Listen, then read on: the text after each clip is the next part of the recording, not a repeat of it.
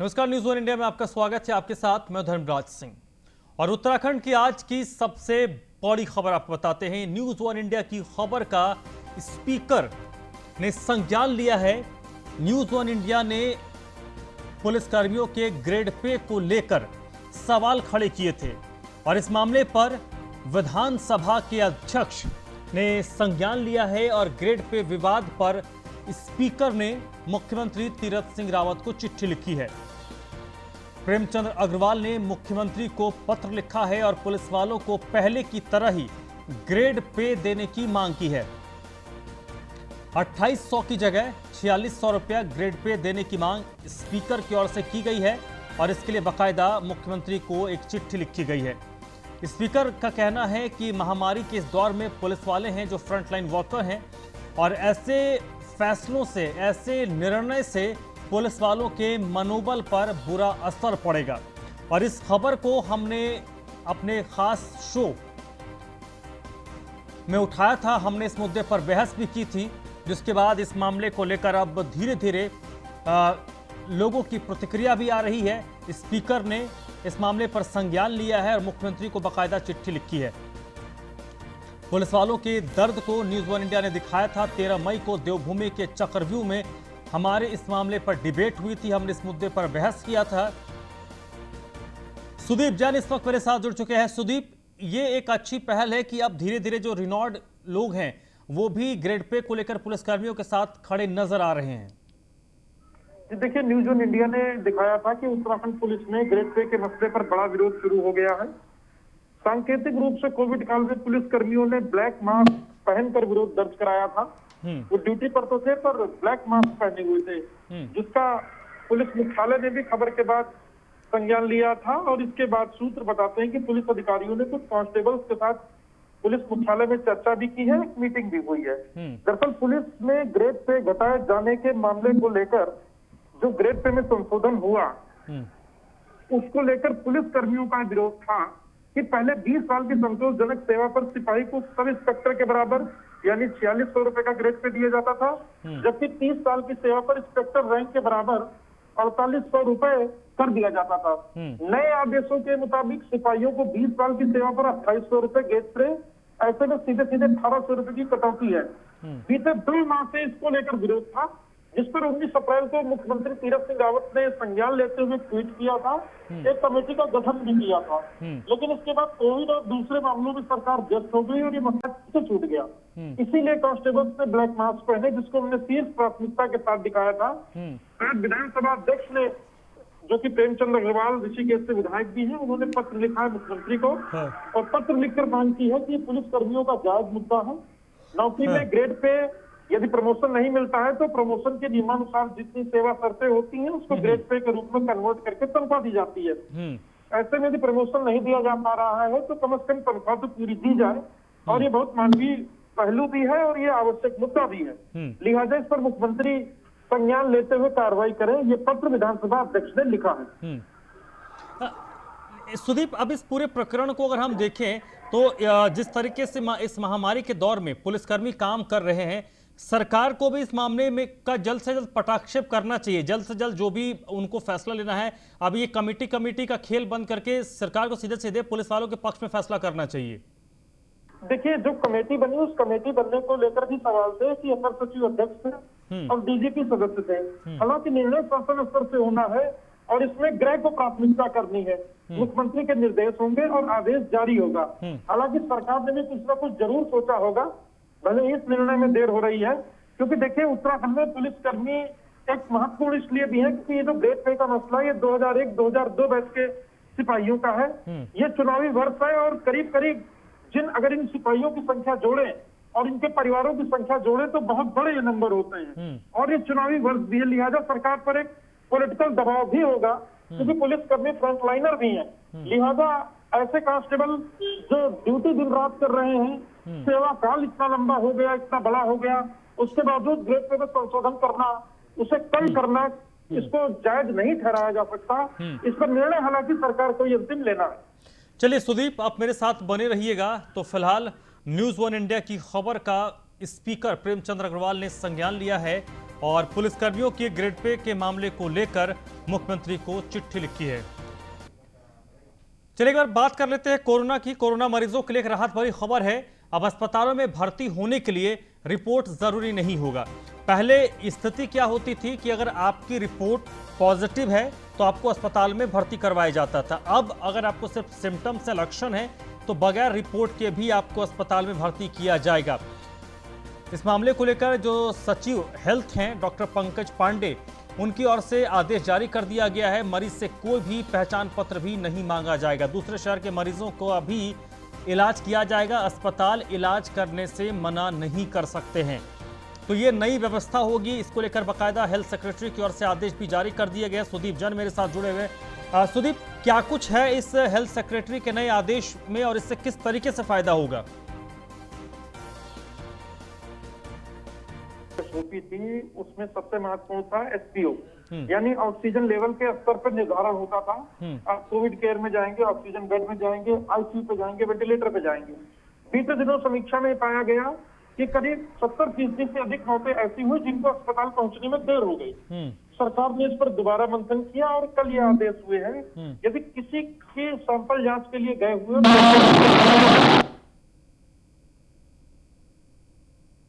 पर प्रेशर बढ़ गया है, जांचें बढ़ी हैं, सैंपल बढ़ गया है और ऐसे में संक्रमण किसी में और वो तेजी से उसकी तबीयत बिगड़ी, पता लगा रिपोर्ट आने तक उसकी तबीयत बेहद ज्यादा नासाज हो जाए, बेड मिलने पर भी उसका निधन हो जाए, तो उससे बेहतर है कि उसको पूर्व में ही अस्पताल मुहैया हो जाए। हालांकि जो सरकार का आदेश है तो प्रस्तुत कैसे लागू होगा इस पर भी सवाल है, क्योंकि अभी बेड की उपलब्धता इतनी नहीं है। लेकिन फिर भी इसे एक पहल के रूप में देखा जाना चाहिए। आदेश तो हो गए, ये इंप्लीमेंट कितनी मजबूती से, कितना सही समय से होंगे, ये देखना महत्वपूर्ण होगा। चलिए सुदीप, बहुत बहुत शुक्रिया आपका। पहाड़ में लगातार बढ़ रहे कोरोना संक्रमण के बीच कोविड केयर अस्पतालों में इलाज की सुविधा का सच जानने के लिए मुख्यमंत्री तीरथ सिंह रावत ने शनिवार को गढ़वाल मंडल का दौरा किया। मुख्यमंत्री ने गोपेश्वर जिला अस्पताल और पीजी कॉलेज में कोरोना टीकाकरण केंद्र का निरीक्षण किया। मुख्यमंत्री सबसे पहले गोपेश्वर जिला अस्पताल पहुंचे और यहां स्थापित हो रहे ऑक्सीजन प्लांट का निरीक्षण किया। मुख्यमंत्री ने जिलाधिकारी स्वाति एस भदौरिया से जिले में संक्रमण की जानकारी ली। इसके बाद मुख्यमंत्री टीकाकरण केंद्र भी गए। यहां उन्होंने स्वास्थ्य कर्मियों के साथ ड्यूटी में तैनात पुलिस अधिकारियों और कर्मचारियों की सराहना की। मुख्यमंत्री के साथ उच्च शिक्षा राज्य मंत्री धन सिंह रावत, विधायक मुन्नी देवी शाह, बीजेपी के जिला अध्यक्ष रघुवीर सिंह बिष्ट मौजूद थे।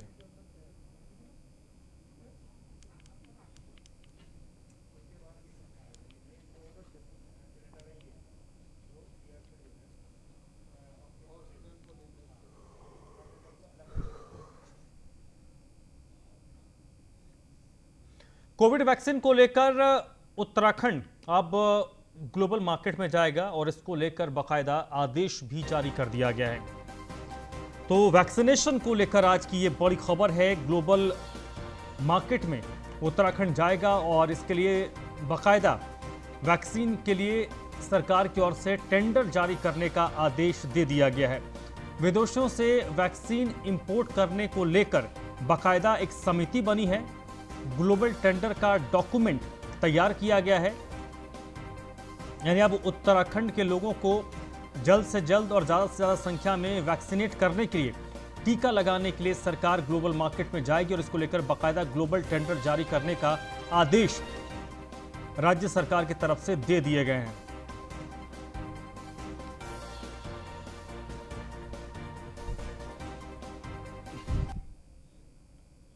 विश्व प्रसिद्ध गंगोत्री धाम के कपाट विधि विधान और पूजा अर्चना के साथ खोल दिए गए।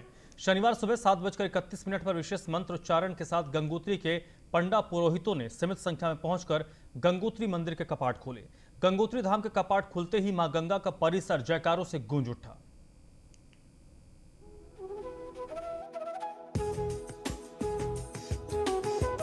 विश्व प्रसिद्ध हिमालयी धाम गंगोत्री के कपाट शनिवार सुबह निर्धारित मुहूर्त पर सुबह 7:31 पर विधि विधान और धार्मिक अनुष्ठान के साथ खोल दिए गए। कोरोना महामारी के कारण कपाट खुलते वक्त केवल तीर्थ पुरोहित और प्रशासनिक अधिकारी मौजूद थे। कपाट खुलने के मौके पर पहली बार पूजा देश के प्रधानमंत्री नरेंद्र मोदी, प्रदेश के मुख्यमंत्री तीरथ सिंह रावत द्वारा भेंट स्वरूप भेजी गई 1111 रुपए की धनराशि के साथ हुई। आज से तीर्थ पुरोहित सीमित संख्या में गंगोत्री मंदिर में नियमित रूप से मां गंगा की पूजा अर्चना करेंगे। इस बार कोरोना संक्रमण के कारण फिलहाल चारधाम की यात्रा स्थगित कर दी गई है। जय गंगा मैया की सारा देशवासियों को आज अक्षय तृतीया महापर्व की बहुत बहुत बधाई। और आज हमारे देश के जो यशस्वी प्रधानमंत्री माननीय नरेंद्र मोदी जी है, उनकी तरफ से आज पूजा की गई। और हमारे यशस्वी मुख्यमंत्री तीरथ सिंह जी है, उनकी तरफ से भी पूजा की गई। और ये निवेदन माँ भगवती गंगा से किया गया कि ये कोरोना जैसी महामारी है, इससे तुरंत लोगों को निजात मिले। पूरे विश्व की जो पतित पावनी माँ गंगा के जो आज पूरे विधि विधान से पुजारी द्वारा जो आज कपाट खोले गए और जो पूरे देश या क्षेत्र की जो टकटकी लगी थी कि जो महागंगा के दर्शन होंगे। और मैं महागंगा से प्रार्थना करती हूँ कि जो ये महामारी कोरोना काल जैसी बीमारी ये जल्दी ख़त्म हो जाएगी, ताकि हमारे जो बाहर से श्रद्धालु लोग महागंगा के दर्शन करेंगे। आपको बता दें कि उत्तरकाशी जिले में स्थित गंगोत्री धाम मां गंगा का मंदिर है। समुद्र तल से 3042 मीटर की ऊंचाई पर स्थित गंगोत्री मंदिर के कपाट अक्टूबर-नवंबर में शीतकाल के लिए बंद होते हैं और कपाट बंद होने के बाद 6 महीने मुखबा गांव में मां गंगा की पूजा होती है। मुखबा को मां गंगा का मायका कहा जाता है। वहीं गंगोत्री धाम के कपाट खुलने पर मुख्यमंत्री तीरथ सिंह रावत ने कहा कि मेरी मां गंगा से प्रार्थना है कि कोरोना महामारी से सभी को सुरक्षित रखने के लिए अपना आशीर्वाद बनाए रखें। मानव जाति को जल्द से जल्द कोरोना संक्रमण से मुक्ति मिले। आपको बता दें कि यमुनोत्री धाम के कपाट 14 मई को खुल चुके हैं। केदारनाथ धाम के कपाट 17 मई को सुबह 5 बजे खुलेंगे, जबकि 18 मई को बद्रीनाथ धाम के कपाट खुलेंगे। Bureau report, news 1 India.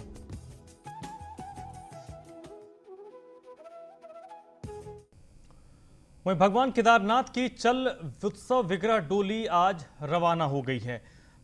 Rudraprayag से बड़ी खबर है। भगवान केदारनाथ की चल उत्सव विग्रह डोली रुद्रप्रयाग से रवाना हो गई है। पंचमुखी डोली गौरीकुंड में विश्राम के बाद रवाना की गई।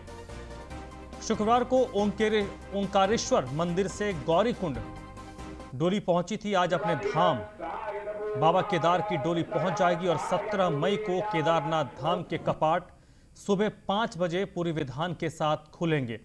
हालांकि इस बार कोरोना संक्रमण को देखते हुए चारधाम की यात्रा रद्द कर दी गई है। डोली के केदार धाम पहुंचने तक धारा 144 लागू रहेगी। डोली के साथ इस बार सिर्फ 28 लोग ही जा रहे हैं, क्योंकि इस बार कोरोना का संक्रमण है, जिसको देखते हुए सिर्फ 28 लोग ही इस डोली के साथ चल रहे हैं। आज भगवान केदारनाथ जी की डोली अपने शीतकालीन गद्य स्थल ओंकारेश्वर मंदिर उखीमठ से श्री केदारनाथ धाम के लिए प्रस्थान कर चुकी है। और इस वर्ष भी कोरोना काल की वजह से भगवान जी की डोली को जो है वाहन के माध्यम से श्री केदारनाथ धाम पहुंचाया जा रहा है। और गौरीकुंड में पहला पड़ाव डोली का होगा। उसके पश्चात भगवान की डोली वहां से पैदल श्री केदारनाथ धाम के लिए प्रस्थान करेगी। और केदारनाथ धाम में 2 दिन के प्रवास के बाद इस वर्ष 17 मई 2021 को भगवान के कपाट दर्शनार्थ खोले जाएंगे। लेकिन कोरोना के दृष्टिगत शासन प्रशासन की गाइडलाइन के अनुसार अभी यात्रा को जो है रोका। उत्तराखंड में 24 घंटे में कोरोना के 5775 नए केस रिपोर्ट किए गए हैं। पिछले 24 घंटे की स्थिति है, 5775 केस पिछले 24 घंटे में रिपोर्ट किए गए हैं। इस दौरान 116 लोगों की मृत्यु हुई है। उत्तराखंड में 24 घंटे में 4483 लोग ठीक हुए हैं। इस वक्त अगर हम एक्टिव केस की बात करें तो उत्तराखंड में एक्टिव केस की संख्या 79,379 है। अलग अलग जिलों की बात करें तो देहरादून में 1583 नए केस रिपोर्ट हुए हैं। हरिद्वार में संख्या 844 की है। उधम सिंह नगर में कोरोना के 692 नए केस पिछले 24 घंटे में सामने आए हैं। वहीं नैनीताल में कोरोना के 531 नए केस रिपोर्ट किए गए हैं। टिहरी गढ़वाल में 349, उत्तरकाशी में कोरोना के 286 नए केस रिपोर्ट किए गए। रुद्रप्रयाग में ये संख्या 285 की है। अल्मोड़ा में पिछले 24 घंटे में 267 नए केस रिपोर्ट हुए हैं। बागेश्वर में कोरोना के 38 नए केस पिछले 24 घंटे में रिपोर्ट किए गए हैं।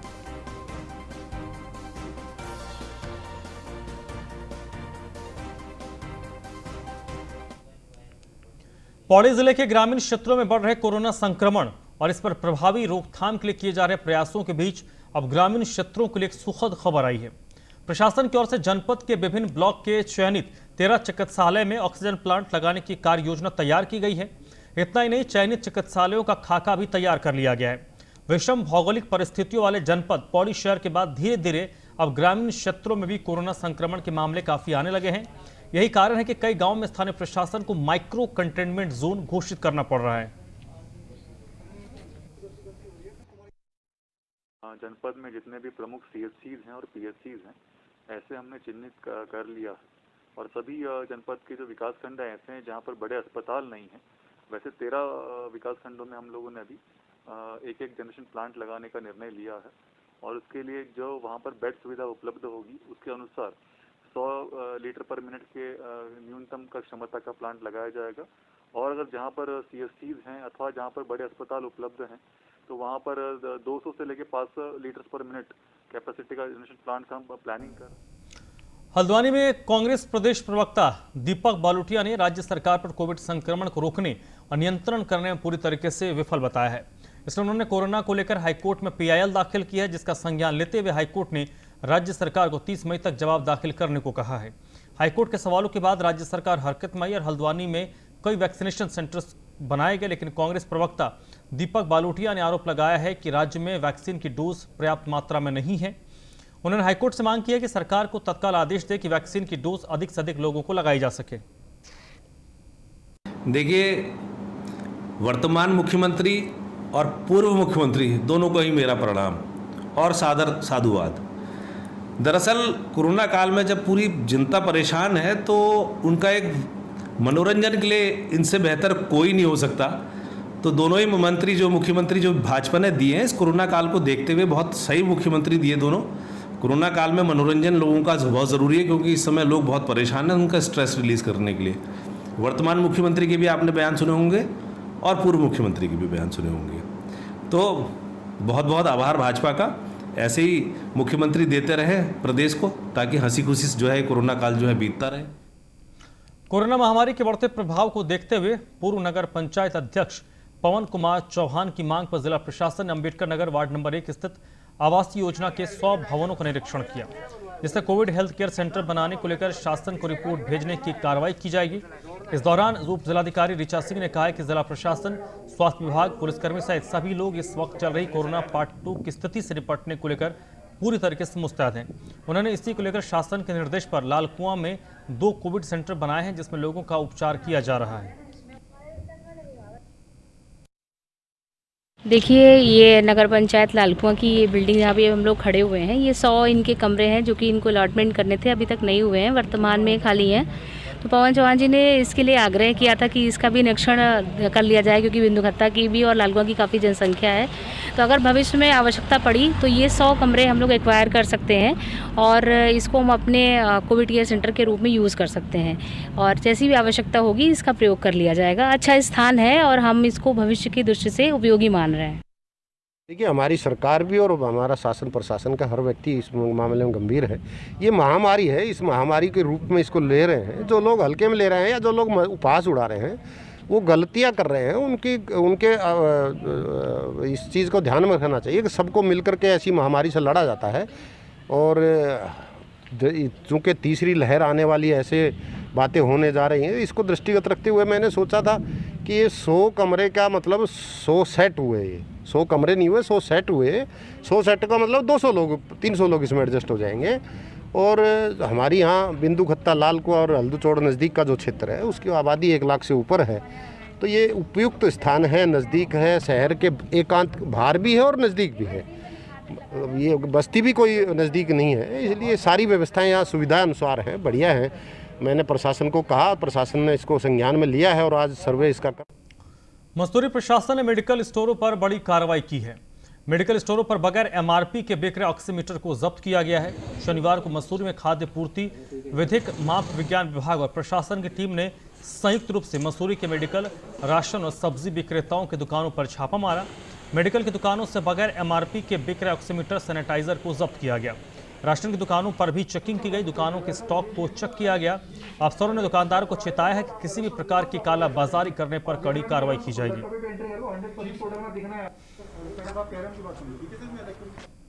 कोई भी सामान सारा एमआरपी लिखा हो, एमआरपी से महंगा नहीं बिकना चाहिए। मतलब लोगों में एक होना चाहिए कि आप कुछ ले रहे हैं तो आप एमआरपी देख के लें, उससे महंगा न लें जिसमें लिखा हुआ नहीं लिखा हुआ उनके खिलाफ हम कार्रवाई कर रहे हैं। जो ऐसा कुछ इलीगल कोई सामान बेच रहे हैं जिसमें एमआरपी वगैरह नहीं लिखा हुआ है, वो किए हैं जिसमें एमआरपी वगैरह कुछ नहीं था, जिसमें मतलब एमआरपी कुछ नहीं लिखा, उस पर उनका जुर्माना होगा, कंपाउंडिंग पूरा हम लेंगे जो भी होगा।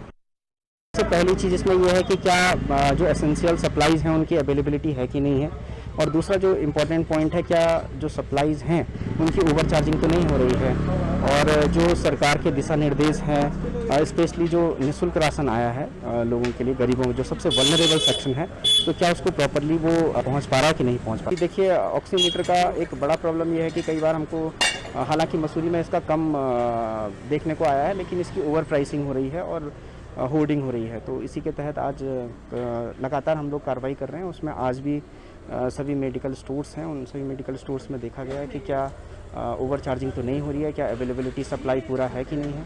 तो इसी के तहत भी गाइडलाइंस हैं, उसके अकॉर्डिंग इनको राशन बांटने के निर्देश दिए गए हैं, और इनको ये बोला गया है कि अपना प्रॉपर रिकॉर्ड मेंटेन करें। सारे जितने भी रिकॉर्ड्स हैं जो अलग अलग स्कीम्स में खाद्यान्न प्राप्त हो रहा है उसके अलग अलग तरीके से रिकॉर्ड मेंटेन करेंगे। इनके लिए डायरेक्शन दिया जा रहा है, और ये बोल दिया रहा है कि भाई कोई भी व्यक्ति जो है राशन से वंचित ना रहे, कोई भी राशन व्यक्ति छूटे ना। भी गाइडलाइंस हैं उसके। तो फिलहाल इस बुलेटिन में बस इतना ही।